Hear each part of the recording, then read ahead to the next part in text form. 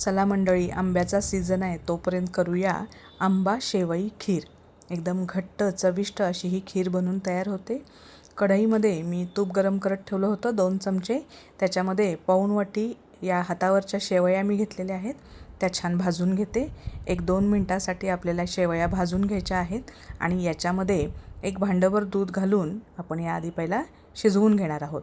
या दुधामध्ये मी थोडंसं केशर घातलेलं आहे। आता हे सगळे आपण ज्या शेवया आहेत या दुधामध्ये शिजवून घेऊया। याला छान उकळी आलेली आहे, शेवया माझ्या शिजलेल्या आहेत। आता याच्यामध्ये मी पाऊण लिटर साईसकट दूध घालणार आहे। तुम्हाला कितपत घट्ट आवडते किंवा कितपत पातळ आवडते त्यानुसार तुम्ही दुधाचं प्रमाण कमी जास्त करू शकता। ही खीर झाल्यानंतर आपल्याला पूर्ण थंड करायची आहे आणि मगच याच्यामध्ये 1 वाटी आमरस आणि काही आंब्याच्या फोडी घालायच्या आहेत। गरम असताना याच्यामध्ये आमरस घालायचा नाही, नाहीतर पूर्ण सगळी खीर फुटून जाते, बाद होऊन जाईल। आता इथं मी 2 चमचे दूध पावडर थोड्याशा दुधामध्ये मिक्स करून घातलेली आहे। ती छानपैकी या सगळ्यामध्ये मिक्स करून घेऊया आणि आता याला उकळी आली की याच्यामध्ये मी 1 वाटी साखर घालून घेते।